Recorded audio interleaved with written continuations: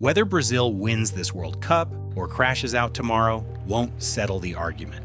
Because the debate isn't really about results, it's about identity. This is the story of how the most famous identity in football may have been built on a myth.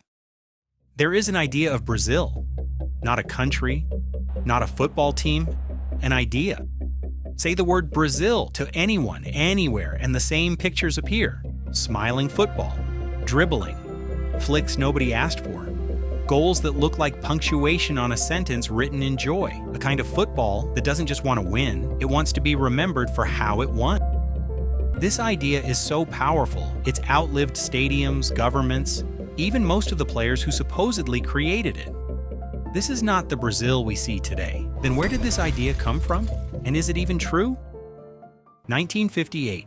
A 17-year-old steps onto the biggest stage in the sport and scores twice in the final, like it was nothing. Pelé. Then there's Garrincha. Bent leg, crooked spine. Doctor said he'd never play professional football at all. He didn't just prove them wrong, he'd beat the same defender twice, not because he had to, because he could. Zico. So elegant, so complete, they nicknamed him the White Pelé. He never even won the trophy. Didn't matter, the nickname stuck anyway. Then Sócrates, 6'4", a qualified doctor off the pitch, a philosopher, a revolutionary, and somehow, in between all that, still found time to score with the outside of his boot. And then Ronaldinho, a free kick from 40 yards in a World Cup quarter-final, lobbed over David Seaman's head like he was bored. Here's the thing, these weren't just great players. They became proof, walking, breathing proof of an argument that football could be art, that winning and beauty weren't in competition. They were the same thing. Every highlight reel became evidence. Every flick, every nutmeg, every impossible goal, another exhibit in the case for what Brazilian football was. By now you believe it too. Everybody does. That's exactly the problem. Because here's a question almost nobody asks. Was there ever one Brazil? Let's go fast. 1958. Pelé, Garrincha? Yes. But the real story was tactical. Brazil unleashed a 4-2-4 that broke the rules of the era. It wasn't chaos, it was a system. 1970, often called the greatest team ever assembled. But its genius wasn't dribbling. It was Gerson's passing range, Tostão reading space a second before everyone else. Carlos Alberto arriving late into the box like he'd been invited. A different kind of intelligence entirely. 1982. This is the team most people actually mean when they say real Brazil. Zico, Sócrates, Falcão, Eder, a midfield so beautiful it's still mourned today. And they lost to Italy in a match still called, in Portuguese, the tragedy of Sarriá, the most Brazilian Brazil of all time, and it didn't win the World Cup. 1994. And here's where it gets uncomfortable. Dunga's Brazil won the trophy, and Brazilian pundits, at the time, called it the ugliest Brazil team in history. Defensive, pragmatic, built to absorb pressure, and break at pace through Romário. Critics said Dunga had killed jogo bonito. But Brazil won the World Cup, playing football that Brazilian fans accused of betraying Brazil. 2002. The three R's, Ronaldo, Rivaldo, Ronaldinho, explosive, yes, but built on a back three, with wing backs doing the running so the front three didn't have to defend. Pragmatism wearing a carnival costume. 1958 is not 1970. 1970 is not 1982. 1982 is not 1994. 1994 is not 2002. And 2002 is not today. Every great Brazil team played differently, every single one. So when people say Brazil has lost its identity, which Brazil are they even talking about? There's an idea central to Jonathan Wilson's history of football tactics that explains all of this in 5 words. Systems follow players, not traditions. The idea of Brazil was never a blueprint that players were chosen to fit. It was a story written after the fact to explain players who were never trying to fit a story at all. And that's the lie. Not that Brazil stopped playing beautiful football. The lie is that there was ever one way to play it in the first place.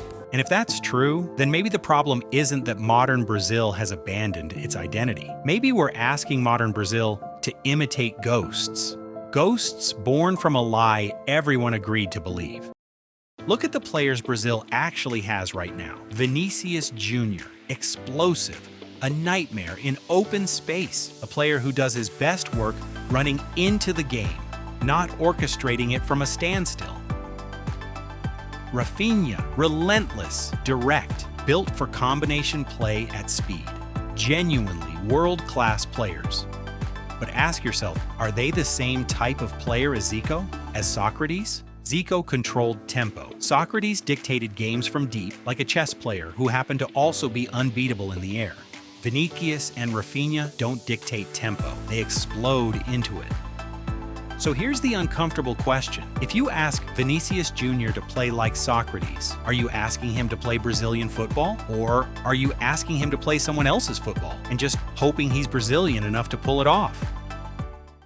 Enter Carlo Ancelotti, Brazil's first ever foreign head coach, hired after years of chaos. 4 different head coaches and 84 different players cycled through in under 3 years. A federation that, after the heartbreak of 2022, spent years hoping one specific man would eventually say yes. Everyone wanted Ancelotti to bring Brazil back to 70, back to 82, back to joy. But maybe, and this is the part worth remembering, maybe his greatest contribution wasn't bringing Brazil back at all. Maybe it was realizing there is no back to go to. Here's what he actually did. He looked at his squad. He saw his most dangerous players were wingers who thrive with space in front of them, not behind them. So he built a team to give them that space, defend deep, stay compact, let the opponent come, then release Vinicius and Rafinha into exactly the kind of space they're built to destroy. Vinicius said it himself plainly, almost like a confession. The plan is to defend well and hit on the counter. That's what the coach asks for.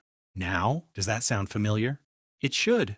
It's 1994 again, a pragmatic, defensively minded approach built around the players actually available, accused of being un-Brazilian by people defining Brazilian using a team from 60 years ago. And in 1994, that team won the World Cup. Ancelotti isn't fighting Brazilian football history. He's repeating its most successful pattern. Build around what you have, not what you remember. He's not betraying the lie. He's just the first one in a while who didn't fall for it. So let's not ask the boring question, not, will Brazil win the World Cup? Ask this instead. Suppose they do. Suppose in 2026, Brazil lifts a 6th star by sitting deep, soaking up pressure, and breaking with speed and precision. Would that mean Brazil finally lost its soul, or would it prove something far more uncomfortable? That Brazil's identity was never a style of football at all. It was never the flicks, never the smile, never the samba rhythm everyone projects onto 11 men in yellow shirts. The real identity, the one thing that's actually been constant from 1958 to 1970 to 1982 to 1994 to right now, is the willingness to look at what you have and become whatever wins. So here's the only question worth asking. Is adaptability the most Brazilian thing of all? Maybe. Or maybe the answer is even simpler than that. Maybe it's time everyone, the fans, the pundits, even Brazil itself, stopped asking Brazil to be Brazil. Isso aqui é Brasil.